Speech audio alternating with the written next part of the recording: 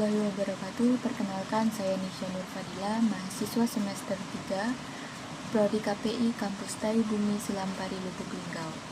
Baik, pada video kali ini marilah kita memulai dengan memanjatkan puji dan syukur atas kehadirat Allah Subhanahu wa Ta'ala yang telah melimpahkan segala nikmat dan karunia-Nya kepada kita semua, terutama nikmat iman dan Islam.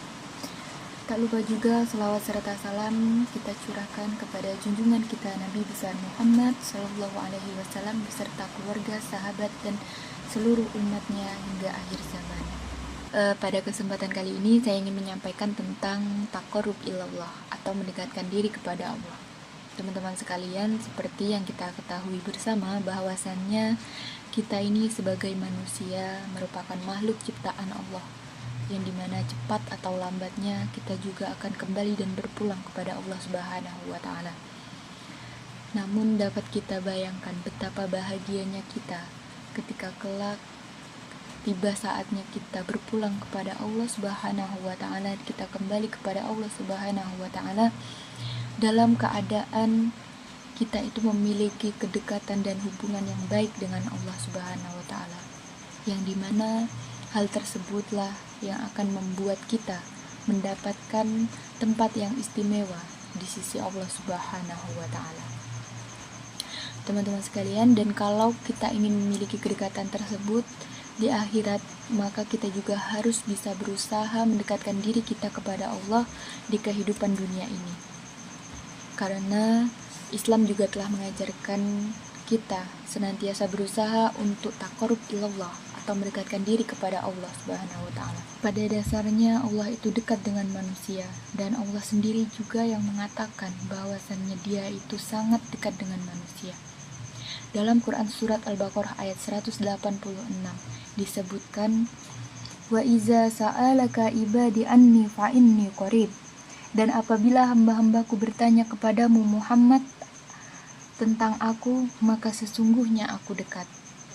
Dan juga di dalam Quran surat Qaf ayat 16, wa nahnu aqrabu ilaihi min hablil warid, dan kami lebih dekat kepadanya daripada urat lehernya. Ayat-ayat tersebut merupakan ayat yang menyebut bahwa Allah itu sangat dekat dengan manusia. Memahami makna taqarrub ilallah. Kata taqarrub itu sendiri berasal dari bahasa Arab yang berarti mendekat. Jadi taqarrub ilallah itu sendiri adalah suatu upaya seorang hamba untuk senantiasa mendekatkan diri, mencari keridhaan, dan mencapai serta meraih cinta dan kasih Allah Subhanahu wa Ta'ala. Allah tidak membutuhkan kita, tetapi kitalah yang sangat membutuhkan Allah. Tujuan utama hidup kita adalah untuk beribadah, dan puncak dari ibadah itu sendiri yaitu mencapai derajat kedekatan yang istimewa dengan Sang Pencipta. Kedekatan inilah yang menjadi sumber ketenangan, kebahagiaan sejati, dan keselamatan di dunia maupun di akhirat.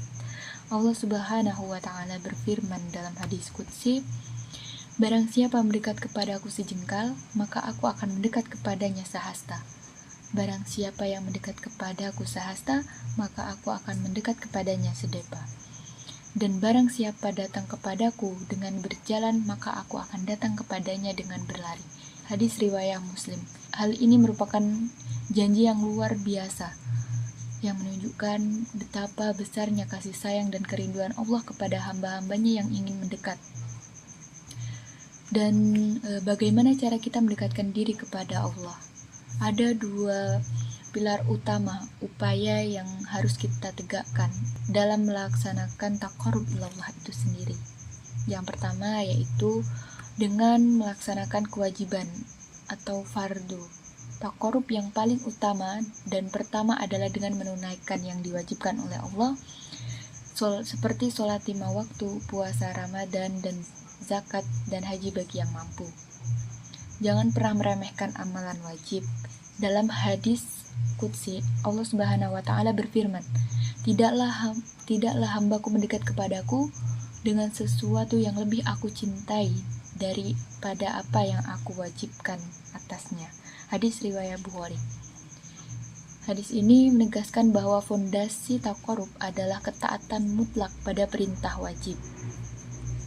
Dan upaya berikutnya yaitu memperbanyak amalan sunnah atau nawafil. Setelah teguh dalam amalan wajib, kita perlu memperkuat kedekatan itu dengan amalan-amalan sunnah atau nawafil. Amalan inilah yang menjadi tiket istimewa kita untuk meraih cinta Allah. Melanjutkan dari hadis qudsi tadi, dan hambaku senantiasa mendekat kepadaku dengan amalan-amalan sunnah nawafil sehingga aku mencintainya. Hadis riwayat Bukhari. Jadi teman-teman sekalian, apabila Allah itu sudah mencintai seorang hambanya, maka Allah akan menjadi pendengarnya saat ia mendengar, Allah akan menjadi penglihatannya saat ia melihat, Allah akan menjadi tangannya saat ia memukul, dan Allah akan menjadi kakinya saat ia melangkah. Dalam artian, seluruh perilakunya akan dibimbing langsung oleh petunjuk dan ridhonya Allah, dan ia akan dijauhkan dari maksiat dan senantiasa dimudahkan dalam kewajiban, dalam kebaikan. Ada juga pengaplikasian taqarrub ilallah ini dalam kehidupan kita sehari-hari, karena taqarrub ilallah ini bukan hanya sekedar sholat dan puasa saja, tetapi ia juga harus meresap dalam setiap aspek kehidupan kita, meliputi zikir dan doa. Di dalam zikir itu kita senantiasa mengingat Allah di dalam hati, lisan, dan perbuatan.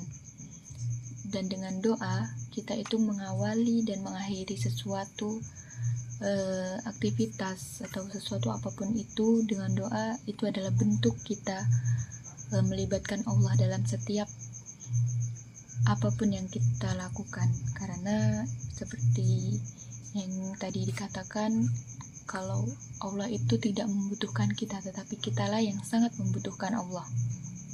Karena pentingnya kita melibatkan Allah dalam setiap urusan kita, semua itu terjadi atas izin dari Allah. Maka dari itu kita itu harus selalu melibatkan Allah dalam setiap kegiatan dan aktivitas kita, apapun itu.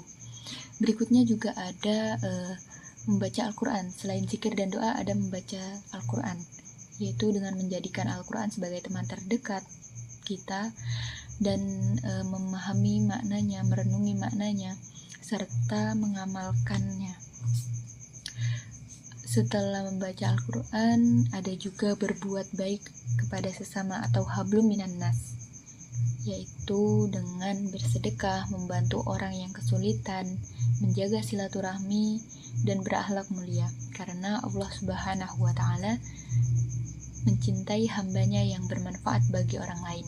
Selain berbuat baik kepada sesama atau hablum minan nas, kita juga perlu muhasabah atau introspeksi diri, karena kita perlu senantiasa mengevaluasi diri kita, menyesali kesalahan yang kita perbuat, dan segera bertaubat.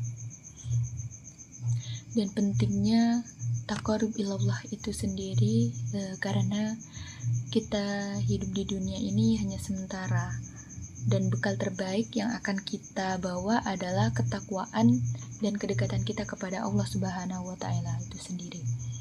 Dan jangan biarkan kesibukan duniawi menjauhkan kita darinya. Jadi teman-teman sekalian, mari kita jadikan setiap ibadah, setiap perbuatan, setiap tarikan nafas kita sebagai jembatan menuju taqarrub ilallah.